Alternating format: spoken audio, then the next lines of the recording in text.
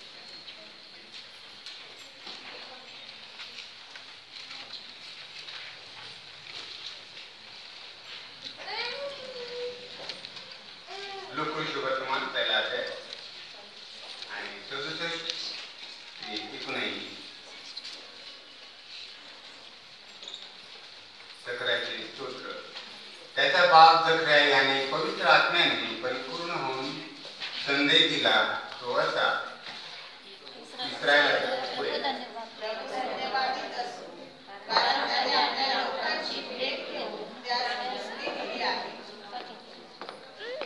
आणि आपल्यासाठी त्याने आपला दावीद याच्या घराण्यात बलवान उद्धारक प्रस्थापित केला आहे.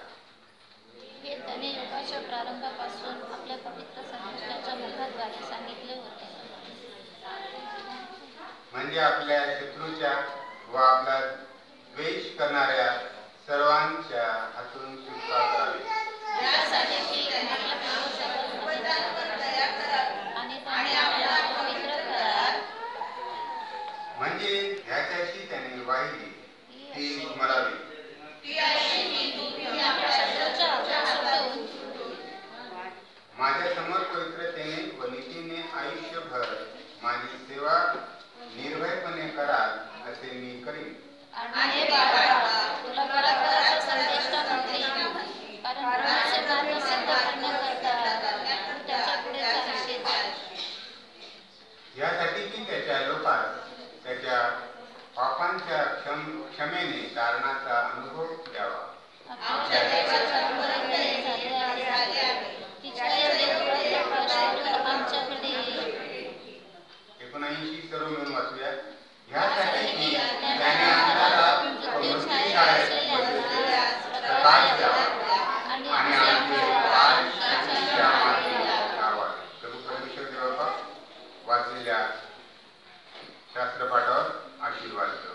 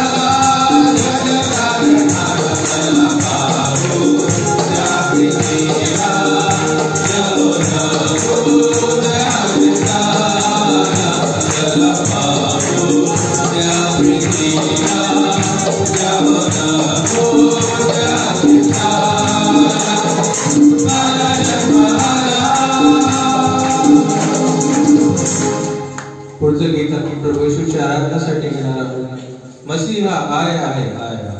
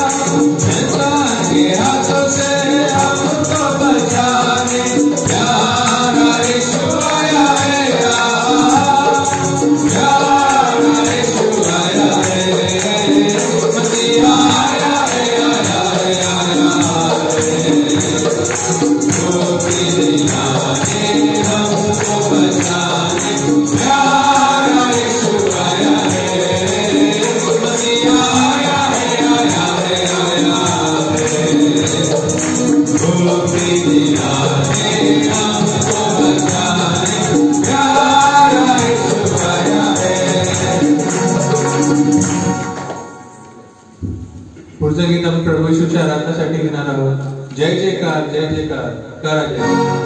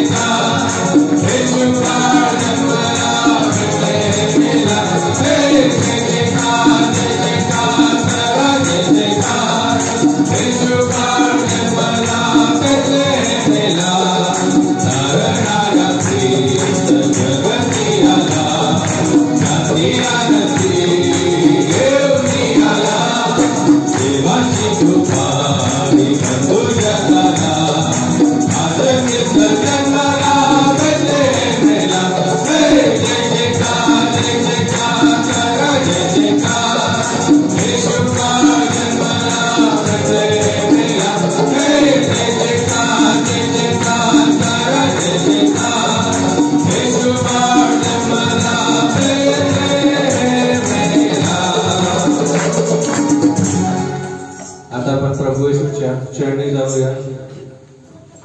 आपण धन्यवाद देऊया, त्याने आपल्याला आतापर्यंत सांभाळलं, हा सुदीर दिवस दाखविलास. आपण त्याच्या नावाला धन्यवाद देऊया आणि आपण धन्यवाद के साथ स्तुती गाऊंगा हे गीत गाऊन आपण त्याची आराधना करूया.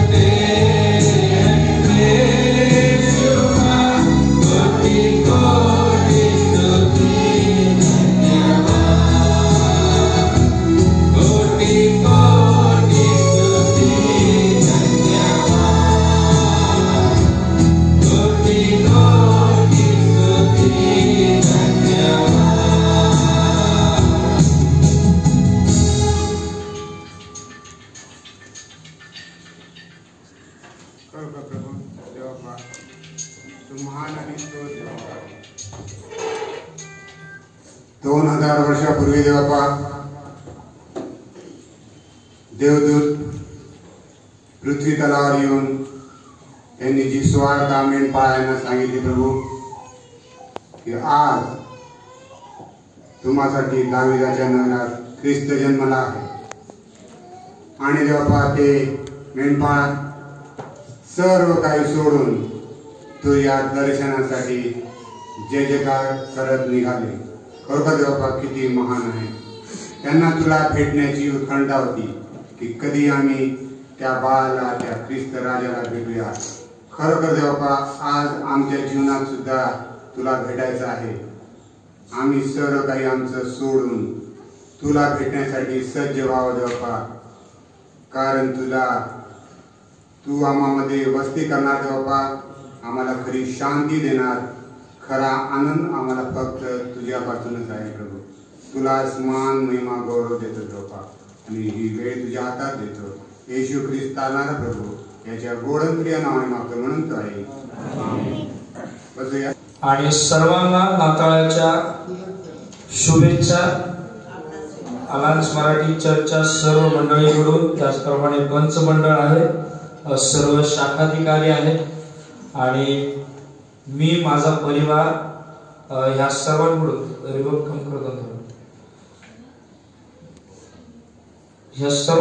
तुम्हा सर्वांना नाताळाच्या खूप खूप शुभेच्छा.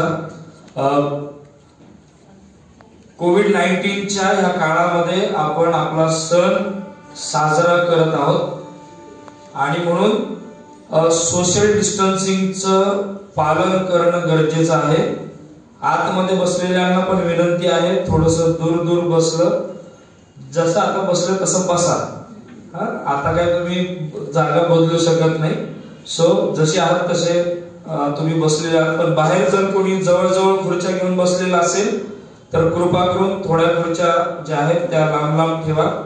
कदाचित डिपार्टमेंटचा एखादा व्यक्ती येऊन त्या ठिकाणी पाहून जाऊ शकतो किंवा एखादा व्हिडिओ किंवा शूट त्या ठिकाणी तो घेऊ शकतो.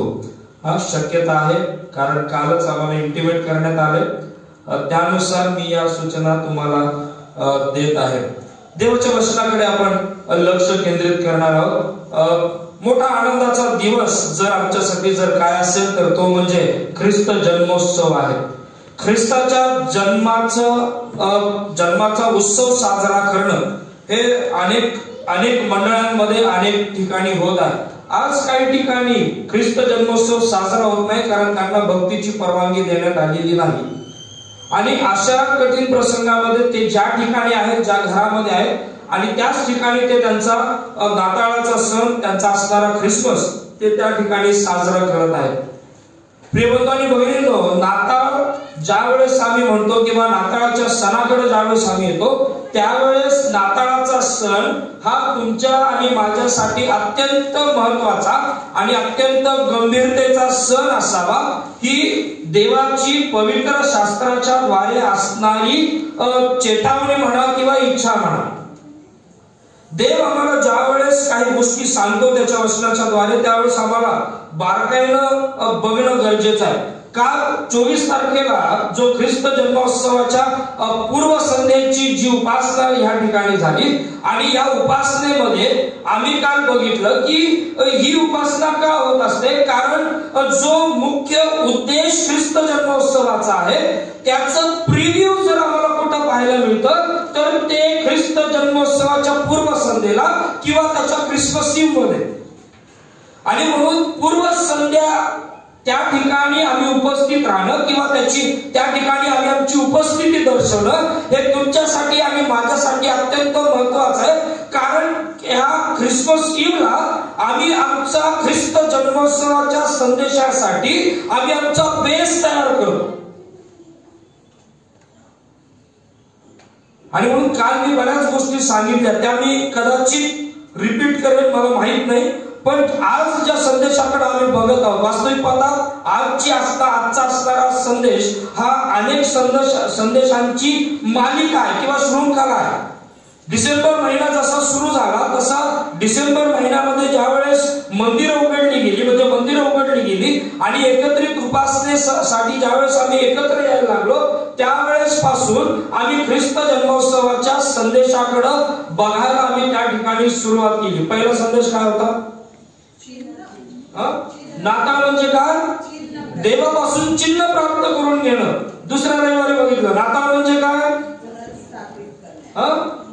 पुनर्स्थापित करणं, स्वतःचं रिफॉर्मेशन करणं. मग नाताळ तिसरा रविवार काय बघितलं? देवाकडून आलेलं अभिवादन जसंच्या तसं स्वीकारण्याचा सण म्हणजे नाताळ आहे. आज आम्ही ज्या संदेशाकडे लक्ष केंद्रित करणार आहोत किंवा ज्या वचनाकडे आम्ही लक्ष केंद्रित करणार आहोत, जे चारही शास्त्रभाग तुमच्या समोर वाचण्यात आलेले आहेत, थोडं वेगवेगळ्या शास्त्र भागामधून आम्ही या ठिकाणी घेणार आहोत. जवळजवळ ख्रिस्त जन्मोत्सवाच्या किंवा ख्रिस्ताच्या जन्माच्या अगोदर 700 ते 900 वर्षापूर्वी यशया संदेष्टा त्याच्या असणाऱ्या ग्रंथामध्ये ख्रिस्ताच्या जन्माविषयीची भविष्यवाणी करतो. आणि या जन्माच्या भविष्यवाण्यांमध्ये त्या ठिकाणी ख्रिस्त हा कसा असेल, ख्रिस्ताची असणारी स्ट्रॅटेजी काय असेल, ख्रिस्त ज्यावेळेस देहधारणेमध्ये ज्यावेळेस तो पृथ्वीवर येईल त्यावेळेस त्याचं असणारं कार्य नेमकं काय असेल, त्याच्या कार्याची पद्धत काय असेल, कुणासंगती तो कार्य करेल, कसल्या प्रकारचं कार्य तो करेल आणि त्या कार्याचा असणारा परिणाम मनुष्याच्या जातीवर काय होईल, मनुष्यावर त्याचा परिणाम काय होईल, या सर्व गोष्टी यशयाला सर्वसमर्थ परमेश्वराने त्या ठिकाणी विदित केल्या. आणि या सर्व घेऊन जवळ ख्रिस्त जन्माच्या 700 ते 900 वर्षा अगोदर यशाया आपल्या भविष्य ग्रंथामध्ये त्या सर्व तो पवित्र आत्म्याच्या प्रेरणेने नमूद करून ठेवतो. आणि मग ज्या वेळेस आम्ही नव्या करारामध्ये येतो आणि नव्या करारामध्ये आल्यानंतर जे 4 शुभवर्तमानाची पुस्तकं आम्हाला पाहायला मिळतात, मत्तई, मार्क, लूक आणि योहान, या मत्तई, मार्क, लूक आणि योहानामध्ये आम्हाला या 4 शुभवर्तमानामध्ये त्या झालेल्या भविष्यवाण्या त्या पूर्णत्वास कशा गेल्या, त्या पूर्ण कशा झाल्या याच्याविषयीचा लेखाजोखा आम्हाला त्या ठिकाणी पाहायला मिळतो. प्रिय बंधू आणि भगिनींनो, ख्रिस्ताचा जन्म हा एकदम अचानक झालेला नाही. त्याच्या पाठीमाग बरीचशी कारणं आहेत, त्याच्या पाठीमाग इतिहास आहे, त्याच्या पाठीमाग भूगोल आहे, त्याच्या पाठीमाग शास्त्रीय दृष्टिकोन आहे, त्याच्या पाठीमाग देवानं वेगवेगळी गणितं मांडलेली आहेत. आणि म्हणून ज्या वेळेस आम्ही ख्रिस्ताच्या जन्माकडे ज्यावेळेस आम्ही लक्ष देत आहोत त्यावेळेस आम्हाला गांभीर्यानं ख्रिस्ताच्या जन्माकडे बघणं अतिशय गरजेचं आहे. ख्रिस्ताचा जन्म किंवा ख्रिस्त जन्मोत्सव हा कपड्या लत्त्यांमध्ये नाही. ख्रिस्ताचा जन्मोत्सव हा आमच्या घरामध्ये आम्ही किती काय काय करत आहोत याच्यामध्ये सुद्धा नाही.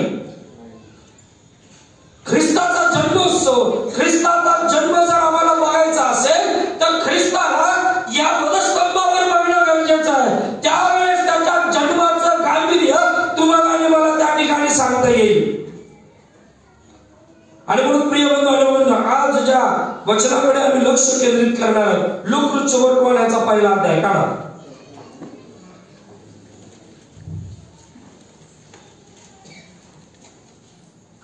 लूक सुवर्तमान याचा पहिला अध्याय आणि त्याच्या 26व्या वचनापासून आम्ही मागचे जवळजवळ 3 रविवार आम्ही या एकाच असणाऱ्या शास्त्र भागावर मनन आणि चिंतन करत आहोत. आज आम्ही थोडस पुढे जाणार आहोत आणि आज पुढे जात असताना मागच्या वेळेस आम्ही बघितलं लूक सुवर्तमान पहिला अध्याय आणि त्याच्या 29व्या वचनाकडे आम्ही लक्ष केंद्रित केलं आणि त्या ठिकाणी बघत असताना आम्ही बघितलं की ज्या वेळेस देवदूत मरियेला अभिवादन करतो आणि या मरियेला केलेल्या अभिवादनाचा परिणाम कसा अलिशिमेच्या असणाऱ्या गर्भातल्या त्या बाळावर होतो, त्याचा परिणाम तिच्या विचारांमध्ये कसा होतो, या सर्व गोष्टी आम्ही मागच्या प्रभुवारी त्या ठिकाणी बघितल्या. आज आम्ही काय बघणार आहोत, अभिवादनाच्या पलीकडं ज्या वेळेस देव मरियेच्या जीवनाच्या द्वारे काम करते. प्रिय बंधू आणि वगैरे लोक, जर आम्ही बारकाईने बघितलं तर त्या ठिकाणी देवाचा आत्मा त्या ठिकाणी त्या मरियेसंगी बोलत असताना, देवाचा दूत त्या ठिकाणी म्हणत असताना तिला म्हणतो, हे कृपा पावलेल्या, हे कृपा पावलेल्या स्त्रिये, जी स्त्री कृपेनं ओतप्रोत बांधलेली आहे. कळतंय का? ज्या स्त्रीच्या जीवनामध्ये कृपा काय म्हटलेलं आहे, काठोकाठ भरून वाहत आहे, त्या स्त्रीकडे देवदूत येतो आणि तो म्हणतो की हे कृपा पावलेल्या स्त्रिये. आणि हे म्हटल्यानंतर वास्तविक पाहता, आता जी कृपा तिच्यावर देवाने ऑलरेडी केलेली आहे, आता तिचं एक महत्वाचं काम आम्हाला त्या ठिकाणी दिसतं. आणि ते महत्वाचं काम म्हणजे, आता जी कृपा पावलेली स्त्री आहे, आता तिला एक महत्वाचं काम करायचंय. She has to be dispenser of grace. कळतं का? आता तिला ती जी कृपा आहे ना, आता ती इतरांपर्यंत पोहोचवायची आहे. आणि म्हणून देवानं तिची निवड केली, यासाठी ती कृपा पावलेली आहे. आणि जी कृपेवर कृपा आमच्यावर करण्यात आली. योहान सुसमाचार 1 अध्याय आणि 16 वचन काय म्हटलेलं आहे, त्याच्या पूर्णतेतून आम्हा सर्वांना कृपेवर कृपा मिळाली. कृपा पावलेली स्त्री ही एका अशा व्यक्तीला जन्माला घालते पवित्र आत्म्याच्या प्रेरणेने की जो व्यक्ती कृपेवर कृपा करतो. कळतंय का? जो व्यक्ती कृपेवर कृपा करू लागतो, ज्या व्यक्तीच्या द्वारे आमच्या जीवनामध्ये सार्वकालिक जीवनाची हमी येते, ज्या व्यक्तीच्या द्वारे आमच्या जीवनामध्ये समेट आणि शांती येते, ज्या व्यक्तीच्या द्वारे आमच्या जीवनामध्ये नीतिमत्ता दिसू लागते, ज्या व्यक्तीच्या असणाऱ्या जन्माच्या द्वारे आमचं जीवन हे एकदम बदलून जातं, आमच्या जीवनाचा कायापालट होतो. कृपा पावलेल्या स्त्री. पुढे आल्यानंतर आम्ही जर बघितलं ना, तर 29 झालं, 30वं वचन झालं, 31वं वचन झालं आणि त्याच्यानंतर 32वं 33वं वचन झालं. 34व्या वचनामध्ये आल्यानंतर आजचा असणारा संदेशाचा मूळ गाभा जर कशामध्ये, तर तो आहे 34व्या वचनामध्ये. लूका सुसमाचार 1 अध्याय आणि 34वं वचन त्या ठिकाणी म्हणतो, मरियेने देवदूताला म्हटले, हे कसे होईल, कारण मला पुरुष ठाऊक नाही. पवित्र शास्त्रामध्ये अनेक प्रश्न आहेत. काही प्रश्न हे होकारार्थी आहेत, काही प्रश्न नकारार्थी आहेत. पण ज्यावेळेस आम्ही या नव्या करारामध्ये ज्यावेळेस ख्रिस्त जन्मोत्सवाच्या किंवा ख्रिस्ताच्या जन्माशी निगडीत असणाऱ्या प्रश्नांकडे ज्यावेळेस आम्ही लक्ष केंद्रित करतो, त्यावेळेस आम्हाला बरेच प्रश्न आम्हाला त्या ठिकाणी दिसून येतात. आणि हे जे प्रश्न आहेत हे अनेक वेळेस आमच्या असणाऱ्या भूतकाळावर, वर्तमान काळावर आणि भविष्य काळावर ह्या प्रश्नांची मक्तेदारी किंवा या प्रश्नांचं असणारे इम्प्रेशन आम्हाला आमच्या जीवनामध्ये दिसून येतं. काही वर्षापूर्वी म्हणजे साधारणपणे 1934 मध्ये ज्याप्रमाणे ख्रिस्ताच्या जन्माची वार्ता पवित्र शास्त्रामध्ये नमूद करण्यात आली, त्याचप्रमाणे जगामध्ये सुद्धा काही लेकरांच्या जन्माची वार्ता त्या ठिकाणी नमूद करण्यात आली. ओंटारिओ कॅनडा नावाच्या एका देशामध्ये त्या ठिकाणी अनेक बालकांचा जन्म झाला. ज्या बालकांनी, ज्या बाळांनी, ज्या लेकरांनी या देशाला एक वेगळ्या प्रकारचा प्रकारचा टुरिस्ट रेव्हेन्यू उपलब्ध करून दिला आणि त्याची दखल त्या असणाऱ्या कॅनडाच्या असणाऱ्या सरकारने त्या ठिकाणी घेतली. बालकांमुळे टुरिस्टचा असणारा जो रेव्हेन्यू आहे हा इतका मोठा झाला आणि त्याचं कंपॅरिझन नायगारा फॉल पेक्षा जास्त रेव्हेन्यू या बालकांमुळे मिळाला गेला, ही हिस्ट्रीमध्ये नोंद करण्यात आली. त्याच्यानंतर 1974च्या काळामध्ये सुद्धा अनेक बालक जन्माला आली की ज्यांनी त्या काळामध्ये इतिहास रचला. 1974च्या काळामध्ये एका उभाईदाने जवळजवळ ऍट ए टाइम एकाच वेळेस 7 लेकरांना जन्माला घातलं आणि त्याची इतिहासाच्या दप्तरी त्याची नोंद झाली. 25 जुलै 1978ला एका मुलीचा जन्म झाला आणि तिच्या जन्माविषयी त्या ठिकाणी बोललं गेलं नाही, पण तिच्या मातेला झालेली जी गर्भधारणा आहे, ज्या प्रकारे तिला जी प्रेग्नन्सी राहिली, ज्या प्रकारे तिला कन्सीव्ह झालं, त्याची चर्चा जास्त झाली. कारण 25 जुलै 1978 साली पहिलं टेस्ट ट्यूब बेबी उदयास आला. जगामध्ये जन्माला येणाऱ्या बालकांची दखल त्या ठिकाणी फार वेगवेगळ्या स्वरूपामध्ये घेतली. पण एक अशी गोष्ट झाली की ज्या एका बालकाच्या जन्माने जगाचा इतिहास बदलून टाकला. एका बालकाच्या जन्माने जगाच्या आध्यात्मिकतेचा कायापालट केला. एका बालकाच्या जन्माने जगाची असणारी आत्मिक पातळी ही फार वेगळ्या उच्च प्रतीला नेऊन ठेवली. आणि पवित्र शास्त्र त्या बालकाच्या जन्माविषयी फार स्पष्टपणे बोलतं. आणि प्रिय बंधूंनी बघितलं, तुम्ही आणि मी आज त्याच बालकाच्या जन्माचं सेलिब्रेशन करण्यासाठी जमलेलो आहोत. प्रिय बंधूंनी बघितलं, आम्ही त्या बालकाविषयी बोलत आहोत. पवित्र शास्त्रामध्ये सुद्धा अनेक बालक जन्माला आली की ज्या बालकांनी त्या ठिकाणी इतिहास त्या ठिकाणी पवित्र शास्त्रामध्ये रचला.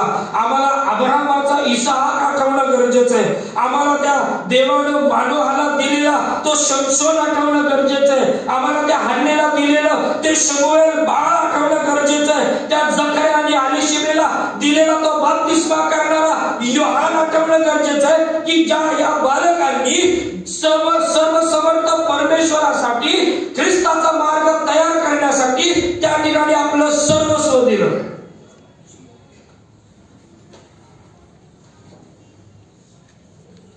आणि या सर्वांच्या पलीकडं द मोस्ट रिमार्केबल बर्थ, अद्वितीय आणि अद्भुत असा जन्म जर कोणाचा या सगळ्यांच्या पलीकडे जर कोणाचा झाला असेल तर तो ख्रिस्ताचा झाला, येशूचा झाला, ज्यानं तुमच्या आणि माझ्या जीवनामध्ये सार्वकालिक जीवनाची हमी देऊन दिली. आणि म्हणून आज आम्ही त्या मरियाच्या त्या एका प्रश्नाकडे लक्ष केंद्रित करणार आहोत. प्रिय बंधू आणि भगिनींनो, पवित्र शास्त्रामध्ये काही प्रश्न आहेत. जर आम्ही बघितलं ना तर जवळजवळ या असणाऱ्या पवित्र शास्त्रामध्ये 3 ते 4 महत्वाचे प्रश्न आम्हाला त्या ठिकाणी दिसून येतात की जे प्रश्न वेगवेगळ्या व्यक्तींनी वेगवेगळ्या ठिकाणी विचारले गेलेले आहेत. जर आम्हाला पाहायचं झालं तर आम्हाला मत्तेपुरुष सुवर्तमानामध्ये ज्यावेळेस मागी लोक हेरोदाला भेटायला येतात त्यावेळेस हेरोदाला एक प्रश्न विचारला जातो आणि ते म्हणतात की या ठिकाणी एक बाळ जन्माला येणार आहे, ते कुठं आहे? कारण आम्ही पूर्व दिशेस त्याचा तारा पाहून त्याला नमन करायला आम्ही आलेलो आहोत. त्याच्यानंतर मग आम्ही त्याच्या असणाऱ्या त्या अध्यायामधून आम्ही पुढे जर गेलो तर आम्हाला त्या ठिकाणी पाहायला मिळतं हेरोद त्या ठिकाणी शास्त्रांना बोलून घेतो, त्या ठिकाणी ज्ञानी लोकांना बोलून घेतो आणि तो त्या ठिकाणी म्हणतो की सांगा या अशा प्रकारच्या बालकाचा जन्म कुठे व्हायचा आहे. आणि मग त्या ठिकाणी त्या सर्व गोष्टींची नोंद आम्हाला त्या ठिकाणी दिसून येते. मत्ती शुभवर्तमान 2 अध्याय आणि 6व्या वचनामध्ये जर बघितलं तर त्या ठिकाणी आम्हाला या सर्व गोष्टी दिसून येतात. 4व्या वचनामध्ये म्हटलं, मत्ती 2 आणि 4व्या वचनामध्ये म्हटलं, आणि त्याने प्रजेचे सर्व मुख्य याजक व शास्त्री यांना जमून विचारले की ख्रिस्ताचा जन्म कोठे व्हावयाचा. एवढंच केवळ नाही, लूका शुभवर्तमानामध्ये जर आम्ही आलो आणि लूका शुभवर्तमानाच्या पहिल्या अध्यायाकडे जर आम्ही आलो तर त्याच्या 18व्या वचनामध्ये त्या ठिकाणी आता आम्हाला जखर्या दिसतो की जो मंदिरामध्ये याजक म्हणून त्या ठिकाणी सेवा करत आहे, काम करत आहे. आणि त्या ठिकाणी आल्यानंतर त्या जखर्याचा त्या गॅब्रिएल देवदूताला त्याने केलेला प्रश्न आहे. आणि तो प्रश्न काय तो म्हणतो, तेव्हा जखर्या देवदूताला म्हणाला, हे मी कशावरून समजू. ख्रिस्ताच्या जन्माशी अनेक प्रश्न निगडीत आहेत आणि त्यापैकी एका प्रश्नाकडे आज आम्ही लक्ष केंद्रित करणार आहोत. लूका शुभवर्तमान पहिला अध्याय आणि त्याच्या 34व्या वचनामध्ये तो प्रश्न आम्हाला दिसून येतो. त्या ठिकाणी म्हटलं, मरियेने देवदूताला म्हटले, हे कसे होईल, हे कसं होईल. मरिया देवदूताला विचारत आहे. देवदूताने आता मरियेला अभिवादन केलेलं आहे. जो मानस या देवदूताकडे आहे, जी इच्छा परमेश्वराने देवदूताला सांगितलेली की ती इच्छा आता जाऊन मरियेला तो विदित कर, मरियेला सांग, आता तुला एक महत्वाची कामगिरी करायची आहे. या मरियेचा असणारा, देवदूताला असणारा जो रिस्पॉन्स आहे तो फार निराळा आहे. 2 रिस्पॉन्सेस जर आम्ही बघितले आणि ह्या दोन्ही रिस्पॉन्सेसचं जर आम्ही कंपॅरिझन जर केलं तर आम्हाला काही महत्त्वाच्या गोष्टी त्यातून आम्हाला पाहायला मिळतात. एक जर जखर्याला विचारलेला प्रश्न आहे आणि एक मरियाला विचारलेला प्रश्न आहे. जखर्या त्या ठिकाणी म्हणतो की मी हे कशावरून समजू, मरिया म्हणती हे कसं होईल. जखर्या म्हणतो एक याजक असताना सुद्धा, मंदिरामध्ये सेवा करत असताना सुद्धा. लक्षात घ्या,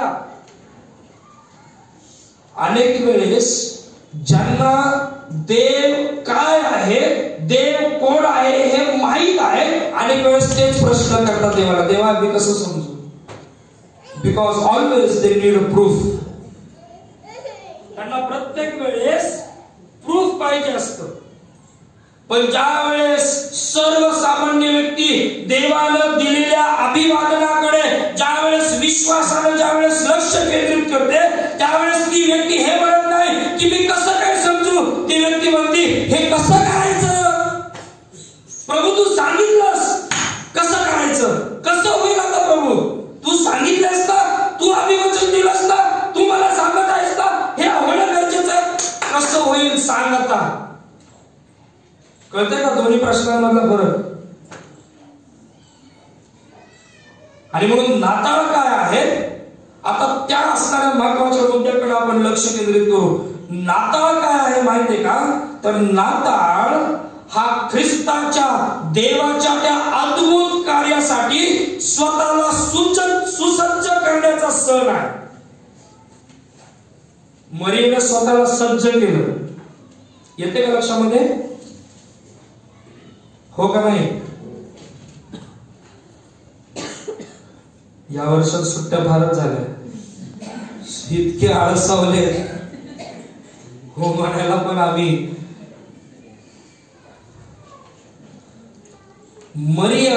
मरियेने स्वतःला सज्ज केलं. जे अभिवादन तिला स्वीकारलं, ज्या अद्भुत असणाऱ्या त्या अभिवादनाकडे ज्या मरियेने लक्ष दिलं, आता ती त्या देवदूताला म्हणत आहे हे कसं होईल. तिने म्हटलेलं आहे मी कशावरून समजू, तू देवाचा दूत आहेस. ती हे नाही म्हणाली तू खरंच देवापासून आला का, पहिलं ते प्रूफ कर. ती हे नाही म्हणाली की तू खरंच देवापासून आला का, मला पुरावे आण. नाही नाही नाही, ती या गोष्टींकडे तिनं बघितलंच नाही. ती म्हटली तिला हे माहित आहे की ही जी घटना माझ्या संगती होत आहे ती का होत आहे आणि ती कोणामुळे होत आहे. कारण ऑलरेडी या देवाच्या दूतानं तिला एक सुंदर रीतीनं अभिवादन केलेलं आहे आणि तिला तो म्हणतो की हे कृपा पावलेल्या स्त्रिये. and she knows.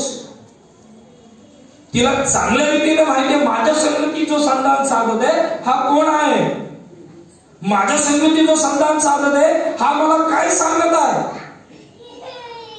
आणि म्हणून प्रिय बंधू आणि भगिनींनो, ज्यावेळेस आम्ही या सर्व गोष्टीकडे लक्ष केंद्रित करतो ना, त्यावेळेस आम्हाला काही गोष्टी समजून घेणं गरजेचं आहे. लोक शुभवर्तमानाच्या असताना पहिल्या अध्यायामध्ये आम्ही ज्यावेळेस येतो त्यावेळेस आम्हाला हे समजून येतं. त्या ठिकाणी 34व्या वचनामध्ये मरिया देवदूताला म्हणते, हे कसे होईल, कारण मला पुरुष ठाऊक नाही.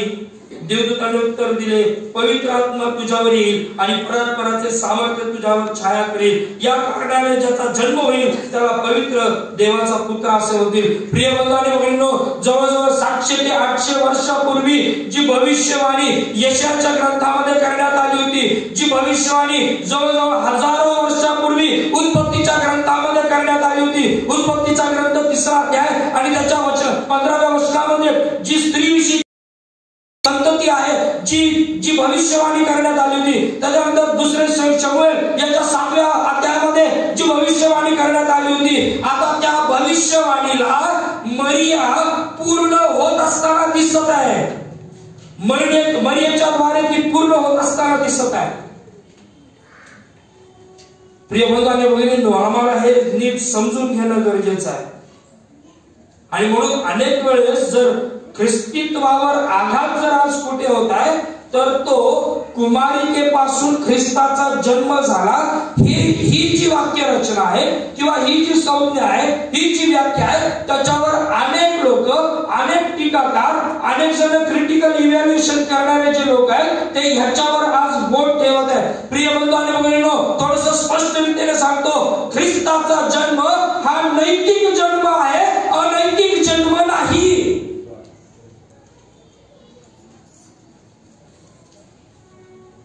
ख्रिस्ताचा जन्म हा नैतिकच आहे. का माहितीये का? कारण मत्त्याचं सुवर्तमान 1 अध्याय आणि 18 वचन.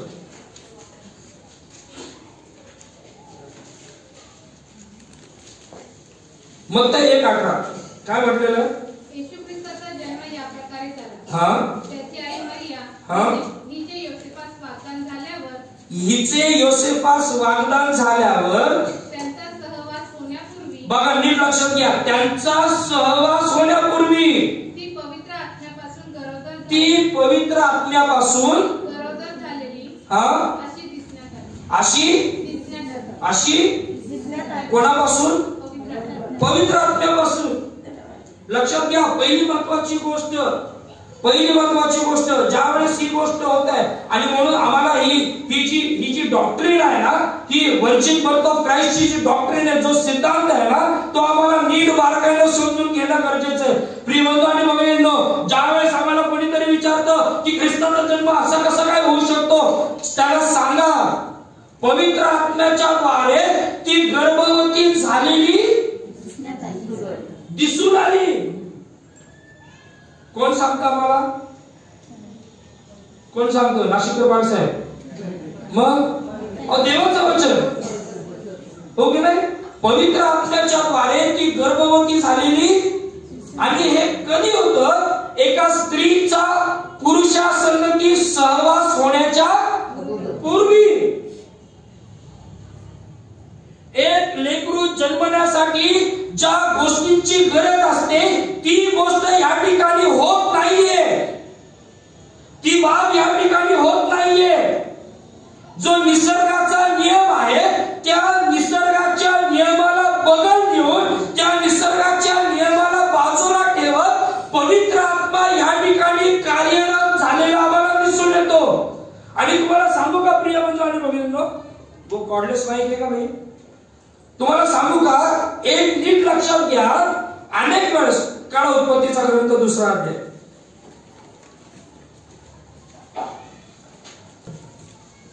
दुसरं वचन काय म्हटलेले? आणि पृथ्वी आकारविरहित व शून्य होती. वाचा कोणीतरी. 1 अध्याय. जलनिधीच्या पृष्ठभागावर अंधकार होता. पुढे, आणि देवाचा आत्मा जलावर काय तळपत राहिला? देवाचा आत्मा. मरिया गर्भवती झाली पवित्र आत्म्याने. तुम्हाला माहिती आहे का, एक गंमत आहे या ठिकाणी, आणि ती गंमत ही आहे की पृथ्वीची निर्मिती होत असताना पण पवित्र आत्मा ऍक्टिव्ह आहे आणि ख्रिस्ताच्या निर्मितीमध्ये पण पवित्र आत्मा ऍक्टिव्ह आहे. येते का लक्षामध्ये?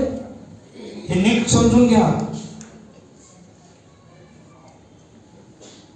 प्रत्येक गोष्ट अस्तित्वात येण्यासाठी, निसर्ग अस्तित्वात आणण्यासाठी आणि ख्रिस्ताला अस्तित्वात आणण्यासाठी पवित्र आत्मा ऍक्टिव्ह आहे. हे नीट लक्षात घ्या. आणि म्हणून पवित्र शास्त्रामध्ये एक आठवड्यामध्ये आम्हाला सांगतं की ती पवित्र आत्म्याच्या द्वारे गर्भवती झालेली दिसून आली, ती दिसली गेली, ती लपली नाही. आणि म्हणून मरियेच्या पोटी असणारा जो गर्भ होता आणि जो ख्रिस्त जन्मला हा नैतिक आहे. कारण नैतिकतेच्या गोष्टी या दिसल्या जातात, अनैतिकतेच्या गोष्टी या लपल्या जातात.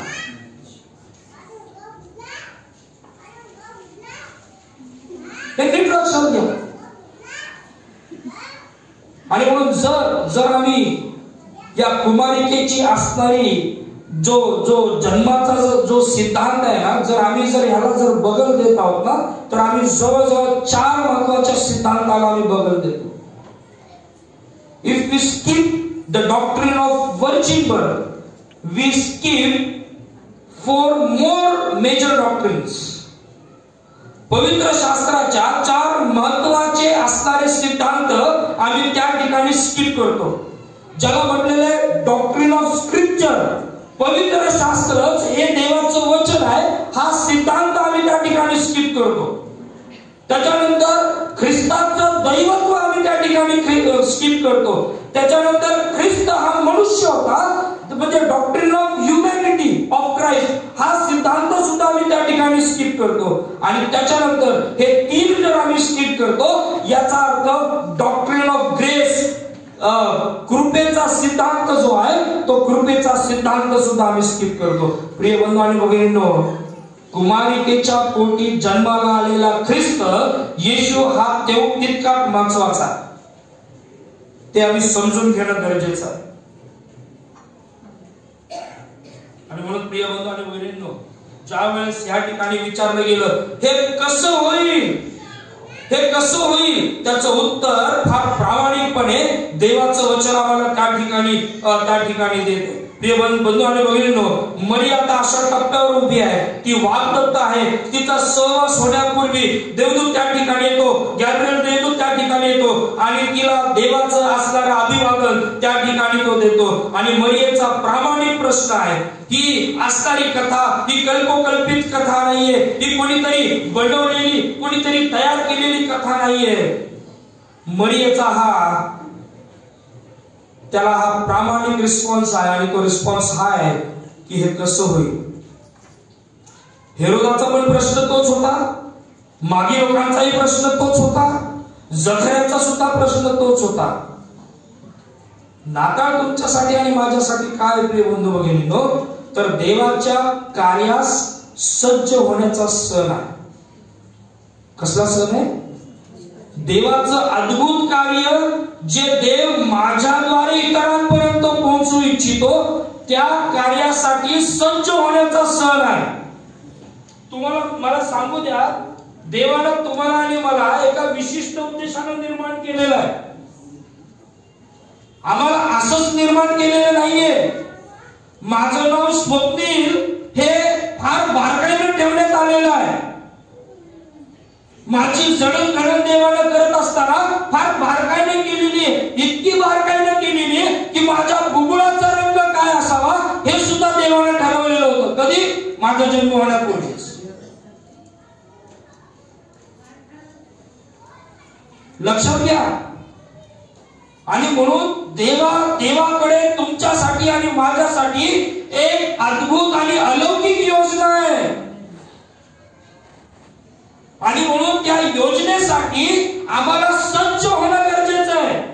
लेचपिचं बसून राहणं गरजेचं नाही. नाताळ आम्हाला त्या गोष्टीचं रिमाइंडर देत आहे, मरियेच्या जीवनाच्या द्वारे, ख्रिस्ताच्या जन्माच्या द्वारे, की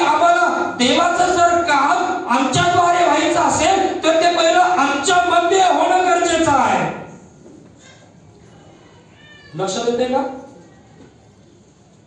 आणि म्हणून नाताळ काय आहे तर देवाच्या अद्भुत कार्यासाठी सज्ज होण्याचा सण आहे. मरिया सज्ज झाली आणि मरियेनं फार अद्भुत रीतीने देवदूताला विचारलं. काय विचारलं? हे कसं होईल? ज्याला देवाचं कार्य पुढे न्यायचंय ना तो आडेवेडे घेत नाही. येशू एक दाखला सांगतो ना, ज्याला कोणाला माझ्या पाठीमागे यायचं त्याने आपलं सगळं सोडावं आणि माझ्या मागे यावं. कोणीतरी म्हणतो मी माझ्या कोणाला बोलून येतो? खरंच मेला होता का? बातमीला नव्हता बरं का, लक्षात घ्या. अनेकांना वाटतं ते वाचन करत असताना अरे खरंच या विचाराचा वडील गेले असतील म्हणून हा म्हणतो मला पूर्ण. नाही, तसं नाही. त्याचा अर्थ हा आहे प्रिय बंधू भगिनींनो, तो इनडायरेक्टली येशूला म्हणतोय जोपर्यंत मी माझ्या वडिलांना मूठ माती देत नाही तोपर्यंत तुझ्या मागे मी येणार. पहिलं मला जगाचं करू दे बाबा, सगळं करू दे मस्त पैकी सेटल होऊ दे, मग सगळं काय उरलं सुरलं असेल मग मी कधी आफ्टर. बोला तुमच्याकडनंच येतं उत्तर, मला गरज नाही बोलायची. आफ्टर कामात असताना 4 आकडी 5 आकडी पगार घेत असताना बोलायचं नाही. जे काय बोलायचं ते आफ्टर रिटायरमेंट. प्रिय बंधू आणि भगिनींनो, देवाला असे लोक नको. देवाला आळशी लोक चालत नाही.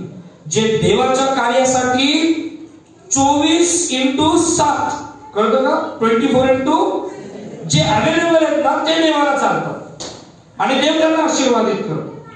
नाताळाचा सण तो आहे की देवाच्या कार्यासाठी सज्ज राहणं, सुसज्ज स्वतःला करणं. आणि म्हणून मरिया म्हणते हे कसं होईल?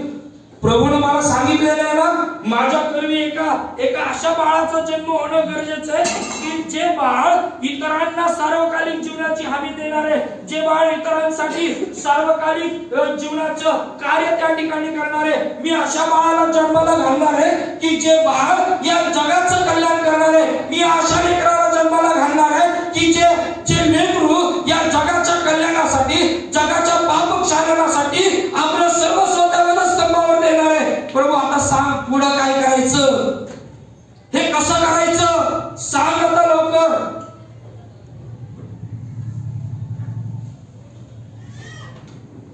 Are we excited about what God is going to tell us? आम्ही खरंच उत्साहित आहोत का की जे देव आम्हाला सांगायला इच्छित आहे? Do we ask God? काय आम्ही देवाला विचारतो का प्रभू हे कसं करायचं? अनेक वेळेस आमची गफलत काय होते माहितीये का, आम्ही प्रभूला विचारतो की प्रभू तू आम्हाला दे, पण आम्ही हे विचारत नाही आता ह्याचं काय करायचं. येते का लक्षामध्ये?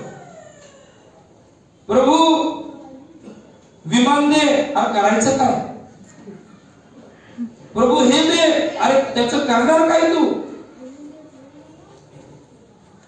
प्रिय बंधू आणि भगिनींनो, अनेक वेळेस आमची गफलत तिथं आहे, अनेक वेळेस आमची गफलत तिथं आहे. आम्ही देवाकडून मागतो पण आम्ही त्याचं असणारं जे वर्किंग स्ट्रॅटेजी आहे ना ती आम्ही जगाप्रमाणे त्याची बांधणी करतो. लक्षात येते का? नीट समजून घ्या. माझा एक मित्र आहे, त्याला ती ऍक्टिव्हा चालवायची खूप सवय, त्याला पायातल्या गिअरची गाडी चालवता येत नाही, स्कूटर चालवता येत नाही, बाकीच्या गाड्या चालवता येत नाही. एकदा त्याच्या हातात दिली रिक्षा. आता जर खड्डा आला, माणूस आला तर तो पाय टेकवायचा. ह्याच्याकडे दिली रिक्षा, त्या रिक्षातनं जाता जाता खड्डा आला, ह्याने रिक्षातनं पाय बाहेर काढला. देव असं काम करत नाही. देव अशा पद्धतीने आमच्या जीवनामध्ये काम करत नाही. देव फार सिस्टमॅटिकली आमच्या जीवनामध्ये काम करतो, फार परफेक्शन मध्ये देव आमच्या संगती काम करतो. आणि म्हणून देवासाठी आम्हाला सज्ज होणं गरजेचं आहे. यासाठी जे देव आम्हाला देते ते देवाच्याच इच्छेमध्ये आम्ही ते कॅरी फॉरवर्ड करणं गरजेचं आहे. देवाच्याच इच्छेमध्ये त्याचं असणारी बांधणी करणं गरजेचं आहे. देवाच्याच इच्छेमध्ये त्याचा रिझल्ट देणं गरजेचं आहे. आणि म्हणून प्रिय बंधू आणि बहिणींनो, आम्ही नीट हे समजून घेणं गरजेचं आहे. देवाच्या कार्यासाठी सज्ज होण्याचा सण जर काय असेल तर तो नाताळ. आणि म्हणून जखर्या हा एक याजक असताना सुद्धा, जखर्या हा एक मंदिरामध्ये त्या असणाऱ्या स्थानामध्ये जाऊन त्या ठिकाणी कार्य करत असताना सुद्धा तो प्रभूला त्या ठिकाणी विचारतो की प्रभू याचं काय चिन्ह आहे, याचं काय पुरावा आहे, हे कसं होईल. पण मरिया त्या ठिकाणी बोलत असताना म्हणते प्रभू तू सांगितलेलंस, आता हे कसं करायचं ते सांग, हे कसं करायचं सांग. वाचावर लोकरूचवर पहिला अध्याय आणि त्याचं 35वा वचन. देवदूताने उत्तर दिले, पवित्र आत्मा तुझ्यावर येईल आणि परात्पराचे सामर्थ्य तुझ्यावर छाया करेल. ह्या कारणाने त्याचा जन्म होईल. नीट लक्षात घ्या. 35वा वचन होतं, देवदूताने उत्तर दिले, पवित्र आत्मा तुझ्यावर येईल आणि परात्पराचे सामर्थ्य तुझ्यावर छाया करेल. या कारणाने ज्याचा जन्म होईल त्याला पवित्र देवाचा पुत्र असे म्हणतील. दोन विशेषण.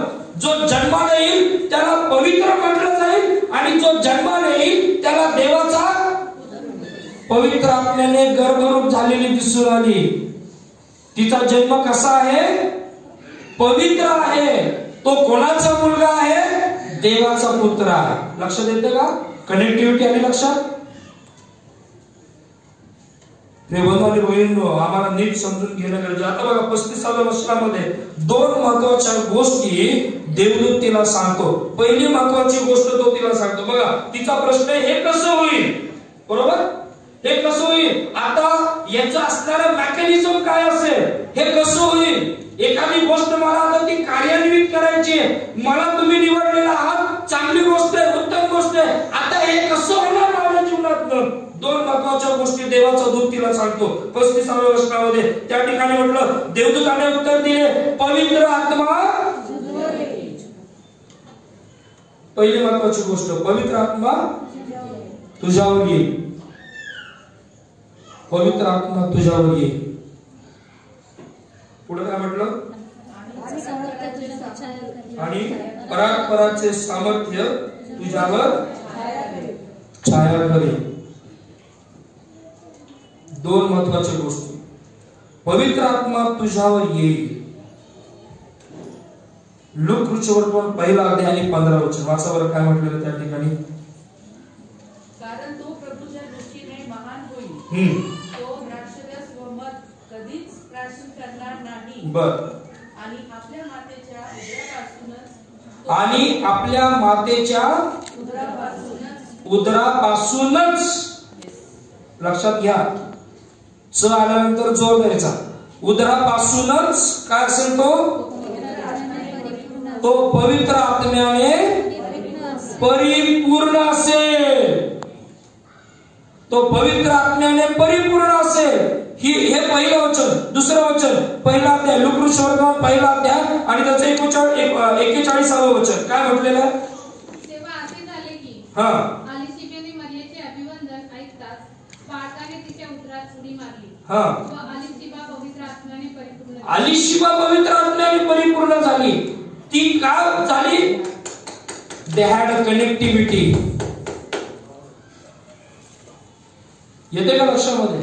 जर ते नसतं, जर पवित्र आत्म्याने गोष्टी नसत्या तर बालकाने उदरामध्ये उडी घेतली की हा जन्म कुमारी मरियेच्या पोटी जो येत आहे तो पवित्र आत्म्यापासूनच आहे. याचे पुरावे पवित्र शास्त्रात आम्हाला त्या ठिकाणी पाहायला मिळतात. लूक ऋचवर्तमान याचा पहिला अध्याय 67व्या वचनामध्ये सुद्धा आम्हाला ते पाहायला मिळतं. मत्तई 3:13-17, योहान ऋचवर्तमान याचा पहिला अध्याय 32व्या वचनापासून ते 34व्या वचनापर्यंत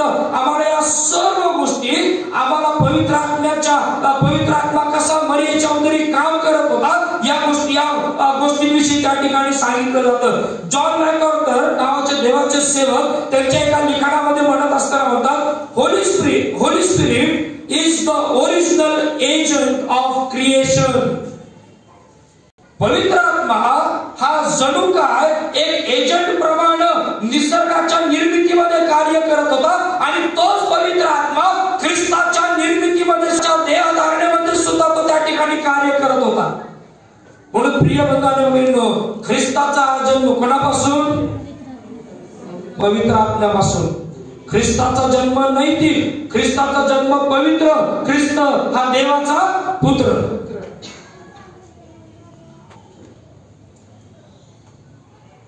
35व्या वचनामध्ये तो म्हणतो, पवित्र आत्मा तुझ्यावर येईल आणि परात्पराचे सामर्थ्य तुझ्यावर. पवित्र आत्म्याविषयी बघितलं. आता दुसरी महत्वाची गोष्ट, दुसरं महत्वाचं कारण तो सांगतो की परात्पराचं सामर्थ्य तुझ्यावर. परात्पराचं सामर्थ्य हिब्रू मध्ये, मला वाटतं हिब्रू मध्ये त्याला म्हटलेले एल एलियोन. देवाचं सामर्थ्य अनुभवण्याचा सण. नाताळ काय आहे तर देवाचं सामर्थ्य अनुभवण्याचा सण आहे. स्तोत्र संहिताचा 104 अध्याय आणि त्याच्या असणाऱ्या जवळजवळ 30व्या वचनामध्ये जर आम्ही बघितलं ना तर त्या ठिकाणी स्पष्टपणे स्तोत्र करता त्या ठिकाणी म्हणत असताना म्हणतो, स्तोत्र 104 आणि त्याच्या 30व्या वचनामध्ये 31व्या वचनामध्ये तो म्हणतो, तू आपला आत्मा पाठवितोस तेव्हा ते उत्पन्न होतात व तो पृथ्वीचा पृष्ठभाग पुन्हा नवा करतोस. परमेश्वराचे वैभव चिरकाल राहो, परमेश्वराला आपल्या कृतीपासून आनंद हो. प्रियबंधू बहिणींनो, देवाचं सामर्थ्य वाखाणण्याचा सण जर काय आहे तर तो आहे नाताळाचा सण. देवाचं सामर्थ्य जर अनुभवण्याचा जर सण जर काय आहे तर तो आहे नाताळाचा सण. कलसेकरास पत्र याचा असणारा पहिला अध्याय आणि त्याच्या असणाऱ्या 16-17व्या वचनाकडे जर आम्ही लक्ष केंद्रित केलं तर त्या ठिकाणी स्पष्टपणे संत पाऊल या असणाऱ्या कलसेच्या मंडळीला बोलत असताना तो फार मार्मिकतेनं काही गोष्टी त्या ठिकाणी बोलत आहे. कलसे 1:16-17 मध्ये तो म्हणतो, कारण आकाशात व पृथ्वीवर असलेले दृश्य व अदृश्य असलेले राजे, अधिपती, सत्ताधीश किंवा अधिकारी असलेले जे काही आहे ते सर्व त्याच्यामध्ये निर्माण झाले. सर्व काही त्याच्याद्वारे व त्याच्यासाठी निर्माण झाले. तो सर्वांच्या पूर्वीचा आहे व त्याच्यामध्ये सर्व काही अस्तित्वात आहे. हे बंधू बहिणींनो, पराचं सामर्थ्य छाया करणं. आता छायाकरण या शब्दाकडे मी तुम्हाला घेऊन जातो. तुम्हाला माहिती आहे का, मत्ती सुवर्तमानाच्या असणाऱ्या 17व्या अध्यायाच्या त्या काही वचनांमध्ये जर बघितलं तर आम्हाला येशूचं रूपांतर झालेलं दिसून येतं. माहिती आहे का? ज्याला इंग्लिश मध्ये काय म्हटलेलं आहे? ट्रान्सफिगरेशन. ओके, येशूचं रूपांतर होत असताना दिसत आहे. आता त्या असणाऱ्या 5व्या वचनामध्ये जर आम्ही बघितलं, मत्ती 17:5 मध्ये जर आम्ही बघितलं तर या मत्ती 17:5 मध्ये जर आम्ही त्या ठिकाणी जो शब्द प्रयोग केलेला आहे बघा तुम्ही. मत्ती 17:5 मध्ये मी कंपॅरेटिव्ह यासाठी देतो की तुम्हाला ते समजून यावं. मत्ती 17:5 मध्ये जर आम्ही बघितलं तर त्या ठिकाणी म्हटलेले, तो बोलत आहे, तो पहा तेजस्वी मेघाने त्यांच्यावर काय केली. ते जे झालं ना तेच या ठिकाणी झालं.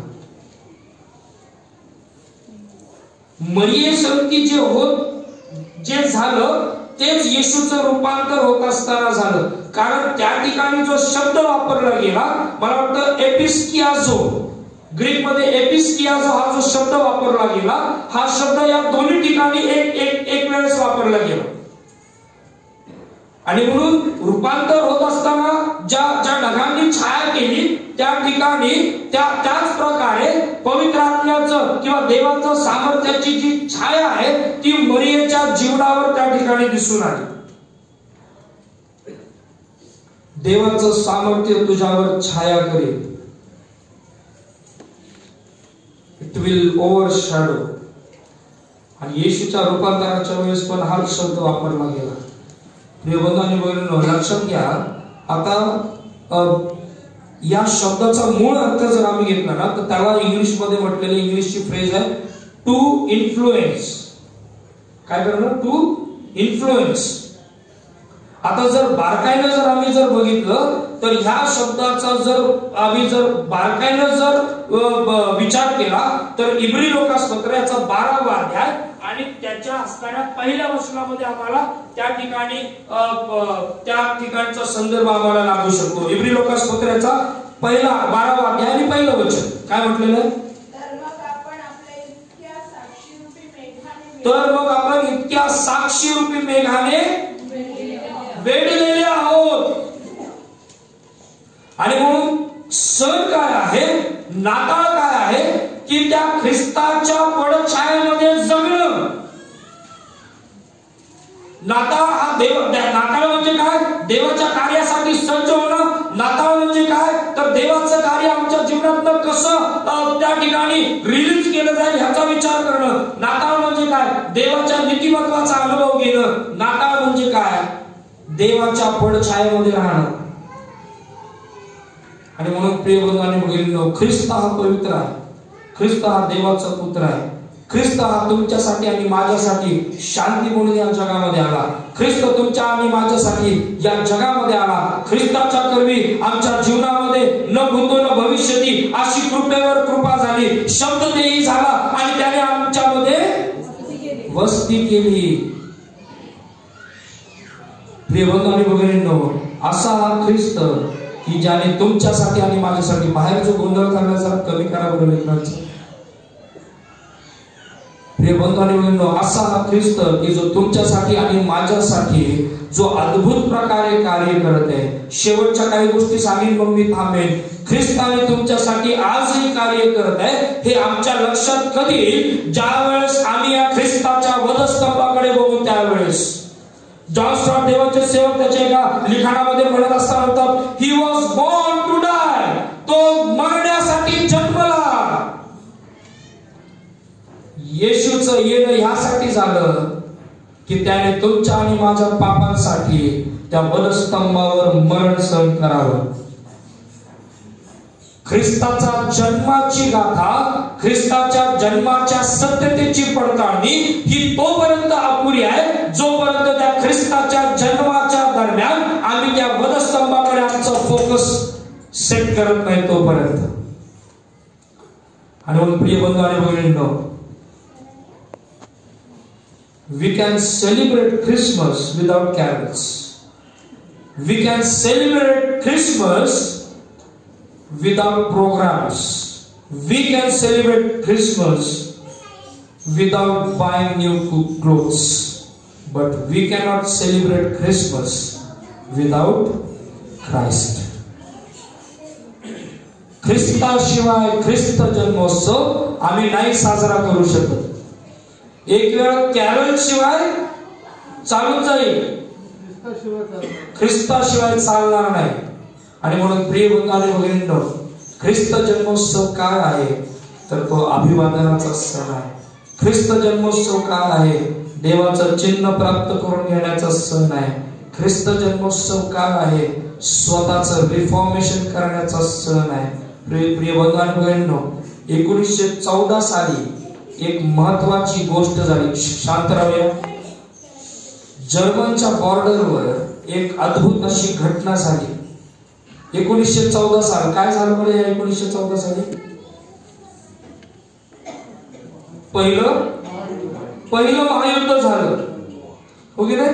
आणि या महायुद्धामध्ये ज्यावेळेस अनेक सैनिक ज्यावेळेस त्या बंकर्स मध्ये लपलेली होती, अनेक सैनिक ज्यावेळेस त्या असणाऱ्या जमिनीमध्ये जी खंदक होती या खंदकांमध्ये ज्यावेळेस लपलेली होती त्यावेळेस त्या ठिकाणी अचानक त्या असणाऱ्या शत्रूच्या बॉर्डरवरून त्या ठिकाणी त्यांच्याकडे लाईट्स येत असताना त्या ठिकाणी दिसू लागले. आणि या ठिकाणी असणारी ही जी जर्मन आर्मी आहे, ही जर्मन आर्मी त्या ठिकाणी आता त्यांनी आपापले असणारे जे मशीन गन्स आहेत, त्यांच्याकडे असणारी जे काही हत्यार आहेत, शस्त्र आहेत, ते त्या ठिकाणी घेऊन त्या ठिकाणी सज्जतेने उभे राहिली. तोफा त्या ठिकाणी तयार झाल्या. त्या तोफांमध्ये दारूगोळे भरण्यात आले. सर्व काही सुरू झालं. 1-2 ठिकाणी त्या ठिकाणी त्या असणाऱ्या बॉम्बचा मारा सुद्धा त्या ठिकाणी झाला. आणि या सर्व गोष्टी होत असताना पुन्हा एकदा आता हे युद्ध आहे ते आता पुन्हा एकदा डोकं वर काढतं की काय? पुन्हा एकदा सीज फायरचा असताना नियम त्या ठिकाणी तोडला जातो काय? असताना अगदी त्या खंदकाच्या अस्ताऱ्याजवळ ती लाईट आली आणि शत्रू सैन्य त्या ठिकाणी उभं राहिलं. आणि बघता बघता त्या ठिकाणी ख्रिसमसचं गाणं सुरू झालं. ख्रिसमसचं गाणं सुरू झालं. दोन्ही ठिकाणची असणारी फायरिंग थांबली गेली. दोन्ही ठिकाणची असणारे शत्रू जे सैन्य होतं ते त्या खंदकातून बाहेर आलं. जे जे त्या तोफगाड्यांमध्ये रणगाड्यांमध्ये आतमध्ये होते त्यांनी आपलं डोकं वर काढलं. त्या रणगाड्यांमधून ते बाहेर निघाले. बाहेर आले. तारेच्या कुंपणाच्या जवळ राहून त्यांनी आपल्या हातातल्या असणाऱ्या सिगारेट्स, आपल्या हातातले असणारे लाईट्स एकमेकांना एक्सचेंज केले आणि त्यांनी एकमेकांना अभिवादन करत म्हटलं, merry Christmas, merry Christmas, merry Christmas. ख्रिस्त जन्मोत्सव जरी आम्ही शत्रू आहोत तरी आम्ही एकमेकांसाठी अभिवादन करण्याचा सण हो. फर्स्ट वर्ल्ड वॉर मधल्या सैनिकांनी ते प्रॅक्टिकली करून दाखवलं.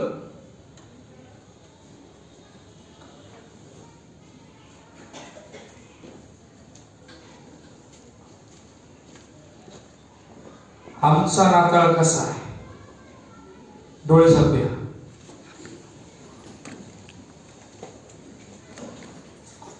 आमचा नाताळ कसा आहे?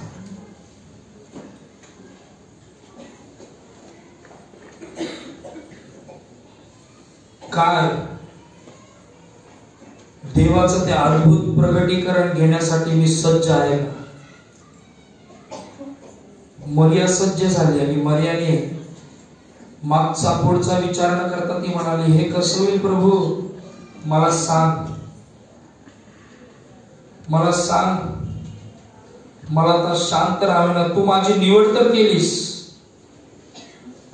तू मला तयार तर केलंस, तुझी इच्छा मला तर प्रगट केलीस, पण प्रभू आता तू सांग मी कसं करू?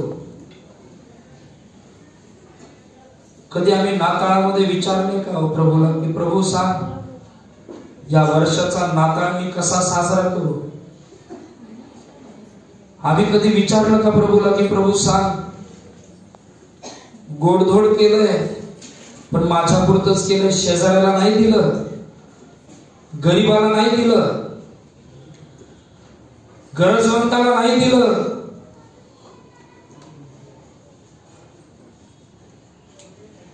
नाताळ अभिवादनाचा सण आहे. काय राहिलं का या नाताळाच्या दिवसामध्ये करण्याचं?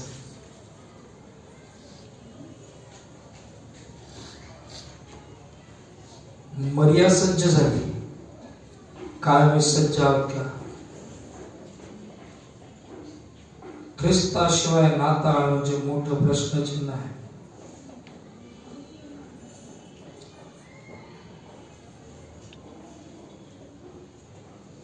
कारण तो ख्रिस्त आजही आमच्यासाठी कार्य करत आहे.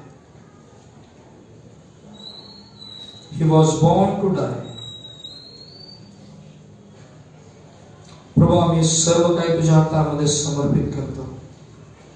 या नाताळाच्या दिवशी सर्व मान, महिमा, गौरव, आदर आणि सन्मान दे बाबा आम्ही तुला देतो.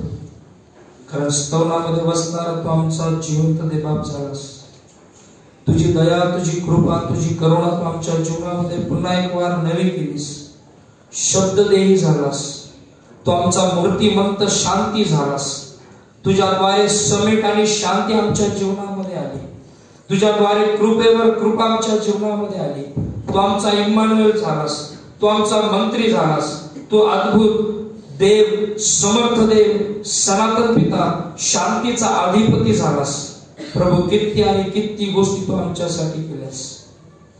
प्रभू आम्ही त्या सर्व गोष्टी तुझ्या हातामध्ये समर्पित करतो. माझ्या स्वतःचं समर्पण मी तुझ्या हातामध्ये करतो आणि प्रार्थना करतो दे बाबा तुझ्या कृपेमध्ये, तुझ्या समक्षतेमध्ये मार्गक्रमण करण्याची तुझी कृपा दे.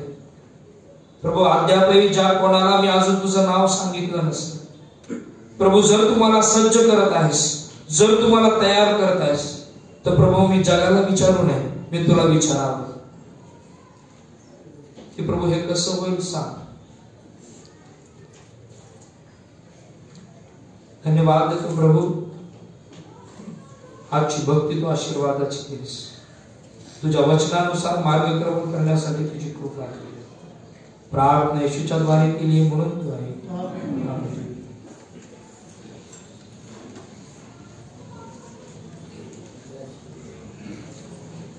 त्यासाठी आपण स्वतःला सुसज्ज करावे. खरं देवाची योजना आहे ख्रिस्ती विश्वासणाऱ्यांसाठी. प्रभू परमेश्वर देवापर्यंत काहीतरी हेतू आहे. जन्मापासून मृत्यूपर्यंत आपण स्वतःला काहीतरी देवाच्या कार्यासाठी आपला जन्म झालेला आहे हे आपण ओळखावे आणि त्याप्रमाणेच आपण प्रभू परमेश्वराच्या मार्गात चालावे.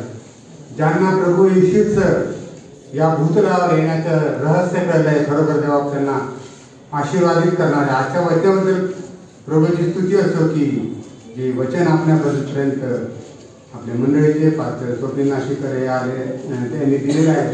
बरोबर मी त्यांचा आवाज मानणार नाही, परंतु त्यांच्या जीवनासाठी आणि त्यांच्या सेवा कार्यासाठी मी अधिक आणि अधिक प्रभू परमेश्वराकडे प्रार्थना करेल की त्यांचं जीवन प्रभू परमेश्वराने अधिक आणि अधिक भरभराटीचं करावं. त्यांच्या कुटुंबियासाठी आणि सर्वांसाठी माझी आणि माझ्या मंडळीची हीच प्रार्थना आहे की देवा त्यांना अधिक आणि अधिक उंच करावं आणि त्याच्या सेवेत तत्पर असं ठेवावं.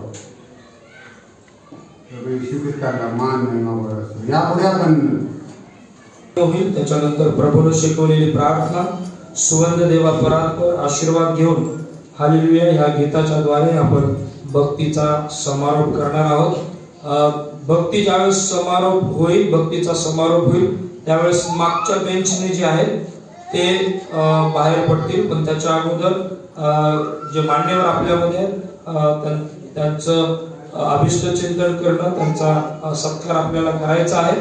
ते झाल्यानंतर आपण बाहेर जाणार आहोत. बाहेर समर्पणाची प्रार्थना होईल आणि ही प्रार्थना होत असताना सोशल डिस्टन्सिंगचं भान आपल्याला ठेवायचं आहे आणि जे नियम आहेत त्या नियमांना कुठल्याही प्रकारे आपण बगल देणार नाही, तर ते सन्मानाने आपण त्या ठिकाणी पाळणार आहोत. प्रार्थना करू, डोळे झाकू. गौरव जिवंत देव बाबा, आम्ही पुन्हा एक वार तुझ्या नावाला धन्यवाद देतो, तुझी उपकार स्तुती करतो यासाठी देव बाबा, कारण स्तवनामध्ये बसणारा तू आमचा जिवंत देव बाबा आहेस. तुझी दया, तुझी कृपा, तुझी करुणा आजही आमच्या जीवनामध्ये तू नवी केलीस. आम्ही भस्म झालो नाही, ही केवळ तुझी दया आणि तुझी कृपा आहे. आणि म्हणून ख्रिस्त जन्मोत्सवाचा असणारा हा आनंद प्रभू आम्ही साजरा करत असताना प्रभू आम्ही तुझ्या नावाला धन्यवाद देतो, तुझी उपकार स्तुती करतो की आजची भक्ती आम्हा प्रत्येकासाठी तू आशीर्वादाची केलीस. तुझी दया, तुझी कृपा तू पुरवलीस. ख्रिस्त जन्मोत्सव हा प्रभूजी घेण्यात नाही तर देण्यामध्ये आहे, हे तुझ्या वचनाच्या द्वारे तू आम्हाला कळवलंस. ख्रिस्त जन्मोत्सव हा तुझ्या सेवेसाठी सज्ज होण्याचा सण आहे, एकमेकांवर प्रीती करण्याचा सण आहे, एकमेकांना सन्मानित करण्याचा सण आहे. प्रभू या सर्व गोष्टी तू आम्हाला विदित केल्यास आम्ही त्याबद्दल तुझे आभार मानतो. प्रार्थना करतो इथून विभक्त होत असताना तू आमच्या संगती राहा, आमचा सहाय्यकर्ता, मार्गदर्शक, पुढारी तू. प्रभूजी बाहेर गेल्यानंतर लोकार्पणाचा जो सोहळा आहे तोही आम्हा प्रत्येकासाठी तू आशीर्वादाचा तू कर. ज्यांच्या करवी ह्या सर्व गोष्टी झालेल्या आहेत प्रभू, आम्ही त्या प्रत्येक व्यक्तीला तुझ्या गौरवशाली हातामध्ये समर्पित करतो.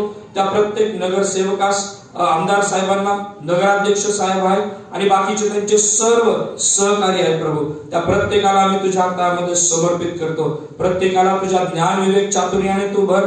तुझ्या प्रत्येक कार्याच्या द्वारे तू त्यांचं प्रभूजी त्यांच्या जीवनाच्या द्वारे तुझं कार्य करून घेणारा तू त्यांचा जिवंत ते बाप तू हो. प्रभू परमेश्वर, आम्ही प्रार्थना करतो भुसावळ शहरासाठी जे ओझं तू दिलेलं आहेस प्रभूजी, आम्ही भुसावळ शहरासाठी प्रार्थना करतो. शासकीय, निमशासकीय कर्मचारी असतील, पदाधिकारी असतील, या भुसावळ शहराच्या विकासाच्या संदर्भामधले प्रश्न असतील, ते प्रत्येक गोष्टी आम्ही तुझ्या हातामध्ये देतो आणि प्रार्थना करतो या प्रत्येकाला तुझ्या ज्ञान, विवेक, चातुर्याने तू भर.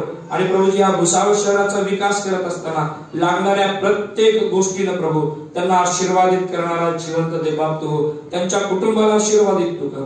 जिवंत देवबापा, आम्ही प्रार्थना करतो आमची जी कुटुंब आहेत जरी आमच्यापासून यदा कदाचित दूर असतील, लांब असतील, प्रभूजी त्या प्रत्येकाला आशीर्वादित तू कर. आजारपणामुळे ज्यांना येता येत नाही प्रभूजी अशांची काळजी घेणारा जिवंत देवबाप तू हो.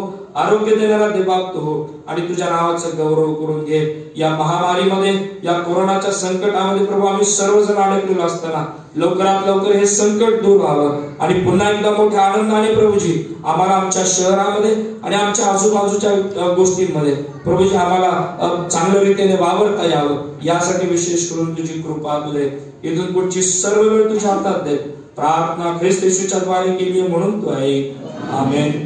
हे आमच्या स्वर्गातील बाबा, तुझे नाम पवित्र मानले जाओ, तुझे राज्य येवो, जसे स्वर्गात तसे पृथ्वीवर, तुझ्या इच्छेप्रमाणे आमची रोजची भाकर आज आम्हास दे, आणि जसे आमच्या गुन्हा सोड तसेच तू आमचे गुन्हे आम्हास सोड, आणि आम्हास परीक्षेत आणू नकोस, तर आम्हास काटापासून सोड, कारण की राज्य, सामर्थ्य आणि गौरव ही सर्व काळ तुझीच आहे, आमेन।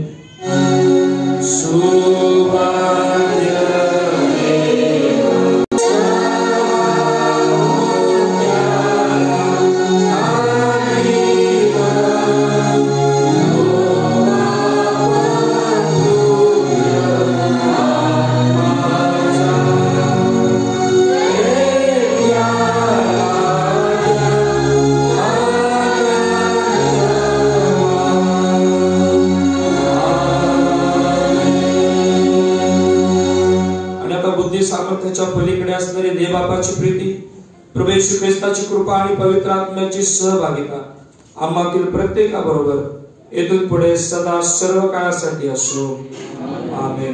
बसूया।